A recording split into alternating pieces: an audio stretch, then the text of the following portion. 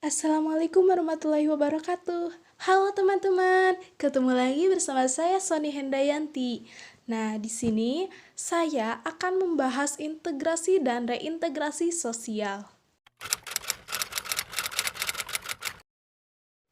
Oke, teman-teman, kita mulai materinya ya. Apa sih integrasi dan reintegrasi? Yang ada di pikiran kalian ketika mendengar kata integrasi dan reintegrasi sosial? Oke, saya akan menjelaskannya. Nah, jadi integrasi itu berasal dari kata integration dalam bahasa Inggris yang artinya keseluruhan. Nah, integrasi sosial secara KBBI diartikan sebagai pembaruan sesuatu hingga menjadi kesatuan yang utuh. Jadi, kita bisa artikan bahwa integrasi sosial adalah penyatuan, penggabungan, dua atau lebih unsur sosial jadi kesatuan yang utuh, yang dapat diterima dengan baik.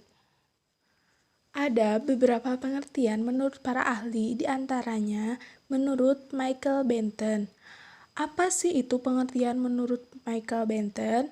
Nah, jadi integrasi sosial adalah suatu pola hubungan yang mengakui adanya perbedaan ras dalam masyarakat tetapi tidak memberikan fungsi yang penting pada perbedaan ras tersebut. Selanjutnya, menurut Abu Ahmadi. Menurut Abu Ahmadi, integrasi sosial adalah integrasi yang memiliki kerjasama dari seluruh anggota masyarakat, mulai dari tingkat individu, keluarga, lembaga, dan masyarakat sehingga menghasilkan sebuah kesepakatan nilai yang sama-sama dijunjung tinggi. Selanjutnya, menurut Gilin mengemukakan bahwa integrasi sosial itu adalah suatu bagian dari proses sosial yang terjadi karena suatu perbedaan fisik emosional, budaya, dan perilaku. Nah, itu tadi beberapa pengertian menurut para ahli. Sekarang kita lanjut ke konflik bersifat kekerasan dan dampaknya terhadap perpecahan atau disintegrasi bangsa.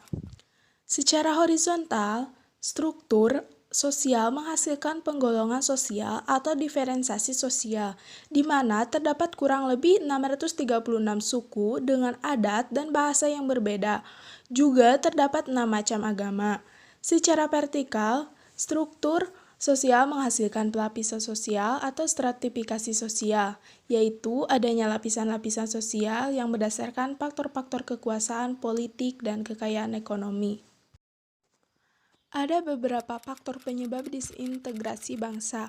Yang pertama, geografi, demografi, kekayaan alam, ideologi Pancasila, politik, ekonomi, sosial budaya, dan pertahanan dan keamanan. Secara umum, terdapat beberapa bentuk disintegrasi dalam masyarakat, di antaranya pergolakan daerah, aksi protes dan demonstrasi, kriminalitas, prostitusi atau pelacuran, kenakalan remaja. Selanjutnya, kita lanjut konflik sebagai penyebab dari disintegrasi bangsa. Pandangan bahwa pluralitas, suku, agama, ras, dan antar golongan sebagai penyebab konflik atau kekerasan massal tidak dapat diterima begitu saja. Di sisi lain, karena keberadaan pendatang yang berbeda budaya, agama, atau ras, serta etnosentrisme dan eksklusivisme. Sebagai contoh, konflik di Ambon dan Maluku. Misalnya, perempuan banyak berperan sebagai agen perdamaian, dengan menghubungkan pihak bertikai melalui hal-hal yang sangat sederhana dalam kehidupan sehari-hari. Banyak keluarga yang saling melindungi pihak yang dianggap lawan karena kesadaran akan persaudaraan dan hakikat kemanusiaan. Indonesia sebagai negara kesatuan pada dasarnya mengandung potensi kerawanan. Akibat keanekaragaman suku bangsa, bahasa, agama, ras, dan etnis golongan. Oleh karena itu, diperlukan upaya mengatasi disintegrasi bangsa. Cara menanggulangi disintegrasi bangsa yaitu menanamkan nilai-nilai Pancasila, jiwa sebangsa dan setanah air, dan rasa persaudaraan, agar tercipta kekuatan dan kebersamaan di kalangan rakyat Indonesia. Menumpas setiap gerakan separatisme secara tegas dan tidak kenal kompromi. membentuk satuan sukarela yang terdiri atas unsur masyarakat, TNI, dan Polri dalam memerangi separatis, melarang dengan melengkapi dasar dan aturan hukum setiap usaha untuk menggunakan kekuatan massa. Selanjutnya, perdamaian dan integrasi atau kohesi sosial. Apa sih itu kohesi sosial? Kohesi sosial merupakan awal konsekuensi penting dari aksi kolektif sukses. Kohesi sosial menengahi formasi kelompok, produktivitas, dan pemeliharaan. Guna mengurangi perselisihan yang mengarah pada integrasi atau kohesi sosial, ada 4 elemen yang perlu diperhatikan. Yang pertama, terpenuhinya hak asasi manusia. Yang kedua, menjunjung tinggi harkat dan martabat seseorang. Yang ketiga, tidak adanya diskriminasi. Yang keempat, adanya partisipasi aktif atau keikutsertaan individu. Integrasi sosial juga memiliki tujuan loh. Apa sih tujuannya? Tujuan integrasi sosial adalah melakukan pengendalian terhadap konflik dan penyimpangan sosial. Selain itu juga untuk menyatukan unsur-unsur sosial yang berbeda dalam masyarakat.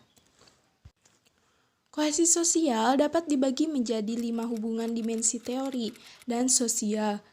Di antaranya, rasa memiliki, rasa moral, kepercayaan masyarakat, tujuan konsensus, dan jaringan kohesi. Faktor-faktor yang memengaruhi keteraturan sosial, contohnya pengendalian sosial dan wewenang, adat istiadat, norma hukum, pertis, dan kepemimpinan. Ada beberapa proses terjadinya integrasi suatu bangsa, di antaranya melalui proses interaksi, proses identifikasi, kerjasama atau cooperation, terus proses akomodasi, proses asimilasi, dan proses integrasi. Selanjutnya, ada beberapa faktor yang memengaruhi cepat lambatnya integrasi sosial. Yang pertama, homogenitas kelompok. Yang kedua, besar kecilnya kelompok. Yang ketiga, mobilitas geografis. Yang keempat, efektivitas komunikasi. Ada beberapa syarat berhasilnya kohesi sosial. Menurut William F. Obrum dan Mayer Nimkov, syarat berhasilnya suatu integrasi sosial, yang pertama, anggota masyarakat merasa bahwa mereka berhasil mengisi kebutuhan satu sama lain. Yang kedua, telah dicapai konsensus atau kesepakatan bersama mengenai nilai-nilai dasar yang dijadikan acuan utama dalam kehidupan bermasyarakat, berbangsa, dan bernegara. Yang ketiga, nilai dan norma dasar tersebut telah hidup dan berkembang cukup lama dan konsisten, serta tidak mengalami perubahan. Kohesi sosial dapat terbentuk dan diidentifikasi melalui suatu pendekatan. Akan tetapi, terdapat beberapa pendekatan yang berbeda untuk memahaminya. Beberapa pendekatan tersebut diantaranya, yang pertama, negative approach atau pendekatan negatif, yang kedua positive approach atau pendekatan positif. Pendekatan positif ini dibagi menjadi 4 pendekatan. Yang pertama, territorial cohesion approach, yang berdasarkan kepada prinsip solidaritas teritorial yang terjadi antar anggota dengan wilayahnya. Social capital approach, melihat adanya persamaan nilai, standar hidup, dan kepercayaan bersama, akan menciptakan masyarakat yang berupaya untuk menyelesaikan masalahnya secara bersamaan. Yang ketiga, quality of life approach. Pendekatan ini melihat bahwa kualitas sosial dalam masyarakat dapat dijadikan indikator untuk mengevaluasi kualitas ekonomi dan hubungan sosial mereka. Yang keempat, access to right approach, yang melihat bahwa sosial dengan menganalisis kebutuhan masyarakat dalam pemenuhan hak-hak mereka, maka dapat dilihat apakah kohesi sosial dapat tercipta. Selanjutnya, pemulihan, rehabilitasi, reintegrasi, dan transformasi sosial. Yang pertama, pemulihan atau recovery sosial. Pemulihan pasca konflik adalah serangkaian kegiatan untuk mengembangkan kegiatan dan memperbaiki hubungan yang tidak harmonis dalam masyarakat akibat konflik melalui kegiatan rekonsiliasi, rehabilitasi, dan rekonstruksi. Yang kedua, rehabilitasi sosial. Rehabilitasi sosial dapat dilakukan dengan program perdamaian antar pihak yang berkonflik. Pasca konflik dinilai mampu mengurangi sedikit rasa takut di kalangan warga. Dalam rangka pemulihan psikologis, warga pemerintah daerah dapat melakukan intervensi krisis pasca konflik dengan memberikan beberapa hal. Yang pertama, bantuan konseling dan konsultasi keluarga. Yang kedua, pendamping pemulihan trauma. Yang ketiga, pelatihan pemulihan kondisi psikologis. Yang ketiga, reintegrasi sosial, di mana awal terjadinya disintegrasi sosial adalah situasi di mana ada ketidakseimbangan atau ketidakserasian unsur dalam masyarakat karena salah satu unsur dalam sistem masyarakat tidak berfungsi dengan baik.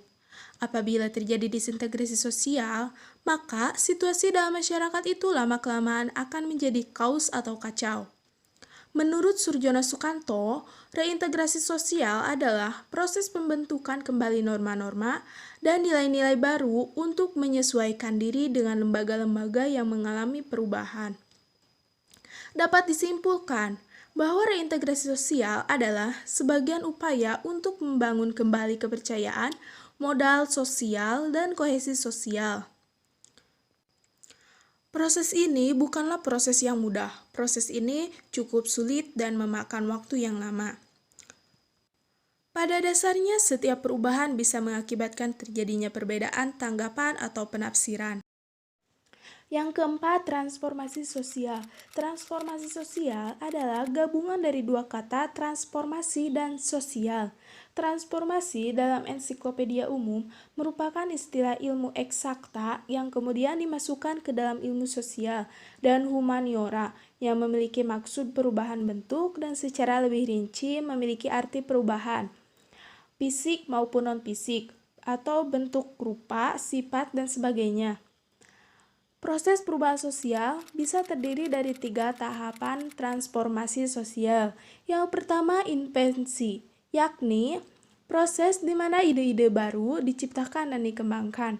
Yang kedua, difusi, di mana ide-ide baru itu dikomunikasikan ke dalam sistem sosial. Yang ketiga, konsekuensi, yaitu perubahan yang terjadi dalam sistem sosial akibat pengadopsian atau penolakan inovasi. Perubahan sosial tidak dapat serta-merta terjadi secara tiba-tiba, melainkan ada faktor-faktor yang mendorong dan menghambatnya. Yang pertama, faktor pendukung.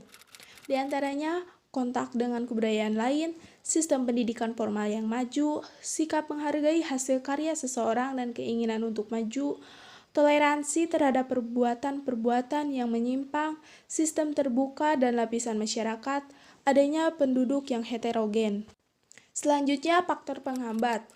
Yang pertama, kurang berhubungan dengan masyarakat lain. Yang kedua, perkembangan ilmu pengetahuan yang terlambat. Yang ketiga, sikap masyarakat yang sangat tradisional. Yang keempat, adanya kepentingan-kepentingan yang telah tertanam kuat. Yang kelima, rasa takut akan terjadi kegoyahan pada integrasi sosial yang telah ada. Yang keenam, prasangka pada hal-hal baru atau asing. Selanjutnya, reintegrasi dan koeksistensi sosial dan kehidupan damai di masyarakat. Reintegrasi sosial adalah proses penyesuaian kembali unsur-unsur yang berbeda dalam masyarakat sehingga menjadi satu kesatuan. Selanjutnya, strategi mengurangi konflik dalam masyarakat. Yang pertama, mengedepankan identitas bersama.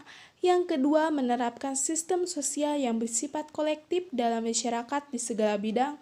Yang ketiga, membiasakan sistem kepribadian yang terintegrasi dengan nilai-nilai sosial kemasyarakatan. Yang keempat, mendasarkan pada nasionalisme yang tidak diklasifikasikan atas persamaan ras, melainkan identitas kenegaraan. Selanjutnya, sarana mengendalikan konflik. Dalam reintegrasi sosial, sarana mengendalikan konflik sangat dibutuhkan oleh masyarakat yang berkonflik dengan tujuan untuk menetralkan ketegangan yang timbul dari dampak konflik. Cara-caranya diantaranya mengupayakan penyelesaian konflik, meningkatkan toleransi dan rasa saling percaya, penguatan kembali nilai-nilai kearifan lokal, menjaga kelanggengan situasi damai. Selanjutnya, pemahaman kepada masyarakat mengenai reintegrasi sosial. Pada dasarnya, setiap perubahan bisa mengakibatkan terjadinya perbedaan, tanggapan, atau penafsiran. Hal tersebut berakibat tidak sedikit terjadinya reaksi terhadap suatu perubahan. Masyarakat perlu diberi pemahaman tentang reintegrasi atau reorganisasi yang tepat, melalui menanamkan kesadaran akan pentingnya berbangsa dan bertanah air, perundingan apabila terdapat pihak-pihak yang melakukan reaksi keras, melalui saluran hukum terhadap mereka yang menyimpang, menggunakan saluran militer untuk memadamkannya apabila terjadi pergolakan mengarah pada pemberontakan. Yang terakhir, kerukunan dalam kehidupan sosial. Sebagai manusia modern, kita tidak dapat hidup secara individual. Kita diwajibkan hidup dalam komunitas masyarakat dan berinteraksi satu sama lain secara rukun dan damai. Kerukunan dalam kehidupan dapat mencakup 4 hal. Yang pertama, kerukunan dalam rumah tangga. Yang kedua, kerukunan dalam beragama. Yang ketiga, kerukunan dalam masyarakat. Dan yang keempat, kerukunan dalam beragama. Jika kerukunan di antar umat beragama dapat terjalin dengan baik, tidak hanya masyarakat yang harmonis, tapi negara juga akan aman. Kerukunan dapat dimulai di dalam keluarga kita masing-masing. Mengupayakan kerukunan dalam bermasyarakat adalah tanggung jawab setiap orang, dan kerukunan dalam budaya. Indonesia adalah negara yang memiliki keunikan tersendiri dalam membangun, memelihara, membina, mempertahankan, serta memberdayakan kerukunan bermasyarakat. Upaya yang berkaitan dengan kegiatan kerukunan masyarakat tersebut merupakan sebuah proses tahap demi tahap yang harus dilalui secara terus-menerus, agar perwujudan kerukunan bermasyarakat benar-benar dapat tercapai. Oke teman-teman, materinya sudah selesai. Bagaimana? Jadi sekarang kalian sudah tahu tentang materi integrasi dan reintegrasi sosial? Saya Soni Hendrayanti, mohon maaf apabila ada kesalahan, lebihnya hanya milik Sang Maha Kuasa. Tetap semangat teman-teman belajarnya. Wassalamualaikum warahmatullahi wabarakatuh.